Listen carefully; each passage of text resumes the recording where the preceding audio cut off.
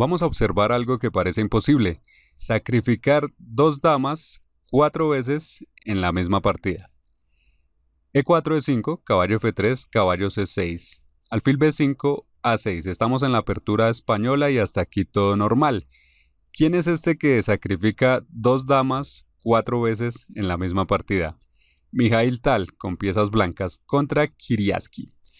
Sigue aquí alfil A4, el alfil estaba atacado, caballo F6 atacando al peón, enroque y alfil E7. Todo esto son movimientos teóricos, hasta aquí no hay nada extraño. Torre E1, B5 atacando al alfil, que retrocede a B3, enroque y C3. Y aquí ya la partida se pone muy interesante cuando las negras juegan el ataque Marshall, donde después de E por D5, que ataca al caballo, las negras responden de la misma manera, con E4 atacando al caballo. Es decir, se ataca al caballo de C6, se ataca al caballo en F3. Y cada uno toma D por C6, E por F3. Ahora muchos tomarían con la dama en F3, pero aquí en esta posición no hay tiempo para perder y tenemos que darle prioridad al desarrollo, por eso se juega D4. Y las negras tampoco pierden tiempo en tomar el peón en G2 y juegan alfil D6. De esta manera las negras apuntan con sus piezas hacia el flanco de rey y las blancas juegan alfil G5. Actividad por encima de todo. Y aquí ya las negras se lanzan al ataque haciendo un sacrificio, apenas temporal. Alfil por H2 jaque, donde rey por H2, sigue caballo G4 jaque y después de rey G1, dama por G5 recupera la pieza sacrificada.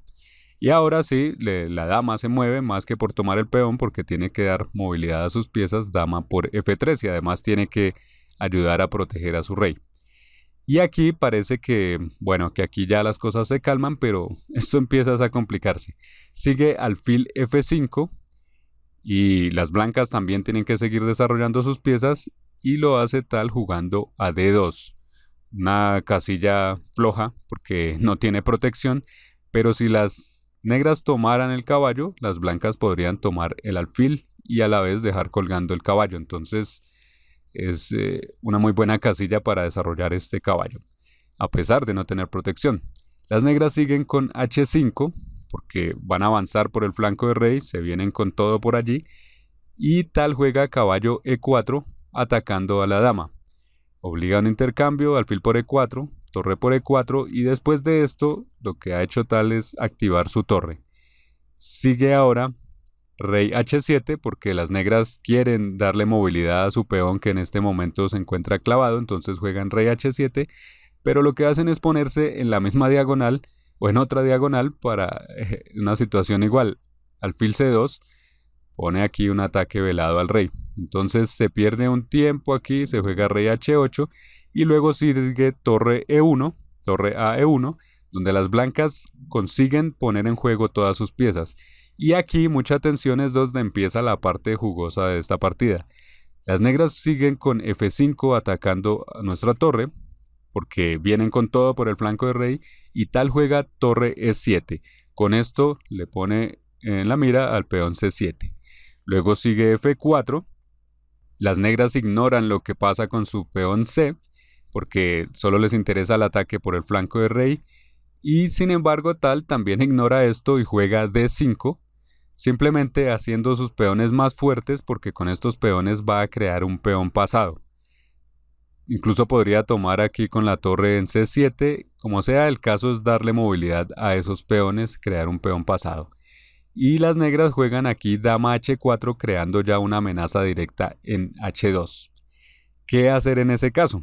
Muchos se asustarían con esto, incluso jugarían dama H3 pensando en protegerse así, pero en ese caso las negras podrían tomar aquí, si se jugara aquí, se podría tomar en F2 y las cosas se complican. Entonces no es fácil protegerse de esto. ¿Y cómo lo resuelve Tal? Simplemente lo ignora. Juega D6 y sigue avanzando sus peones porque sigue con la idea de crear un peón pasado. Se le da la oportunidad ahora a las negras de dar el jaque, dama H2 jaque, y sigue rey F1. Y ya nos vamos acercando al momento de los sacrificios.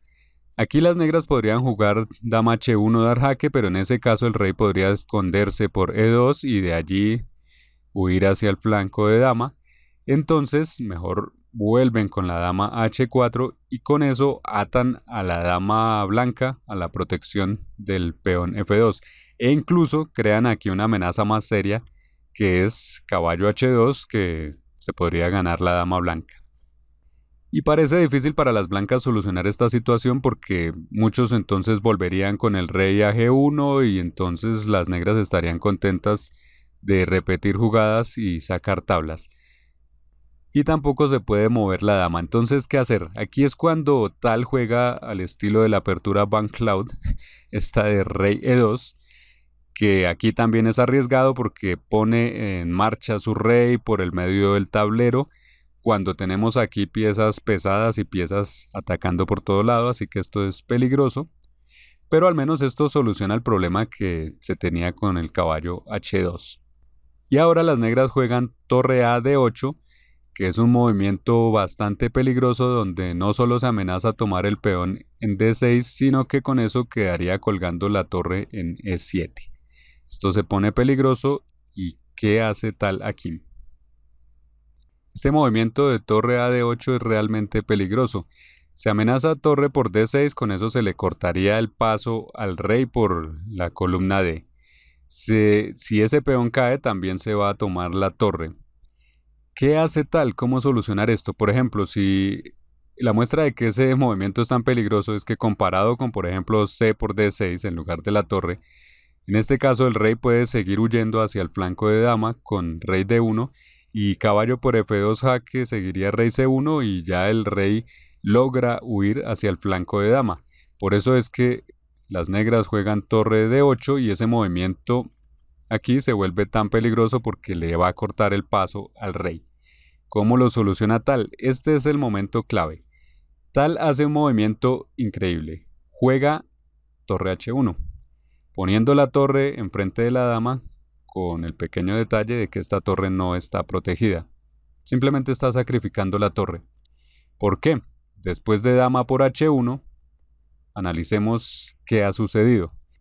Bueno, a algunos tal vez esto no les parezca impresionante porque acostumbran regalar piezas sin razón, pero lo que ha hecho tal aquí es desviar a la dama negra de su posición amenazante en H4 y relegarla a una casilla más en el olvido, en la esquina, donde se la puede quitar de encima por un rato y con este tiempo reactivar su dama que ha estado aquí esclavizada protegiendo el peón F2. Con eso la partida cambia de rumbo. Ahora son las blancas quienes pasan a atacar. Se juega dama E4 y de inmediato se crea una amenaza de jaque mate en H7. Que las negras pueden proteger, claro, con caballo F6 atacando a la dama y a la vez protegiendo el punto H7. Pero la dama ha recuperado movilidad y ahora puede jugar a G6 y se acerca el momento de los sacrificios. Ahora bueno, se amenaza dama por G7 que sería mate y entonces las negras juegan torre G8 y parece que las negras logran cubrir su posición y tienen una torre de más. Y entonces tal continúa como si nada hubiera sucedido tomando en C7 con el peón y ataca la torre. Esta torre se mueve a F8 y aquí viene el primer sacrificio. Este es el primer sacrificio de dama. C8, corona y se sacrifica la dama. Bueno, técnicamente muchos dirán no es un sacrificio de dama real porque era un peón, pero vamos a ver, después de torre por C8 viene el otro sacrificio de la dama directamente. Dama por F6. Y esta vez sí es la verdadera dama. Si las negras toman esta dama, sin embargo, sería jaque mate. Así que este sacrificio de dama en realidad la dama es intocable. Y eso gracias a este alfil en C2.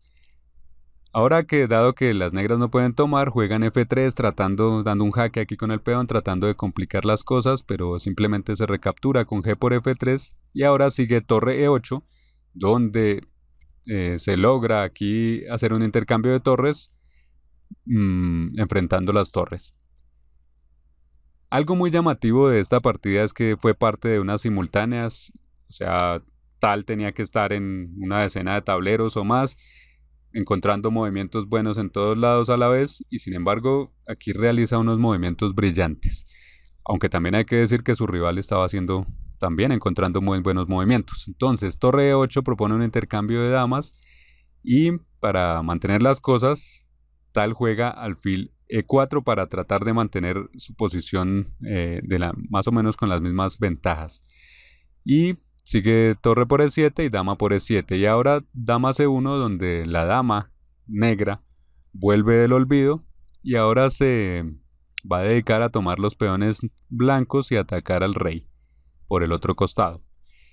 Y sin embargo, tal hace un movimiento que fortalece su posición y a la vez crea amenazas. Dama E5 pone la dama en una posición más centralizada y a la vez está atacando en H5.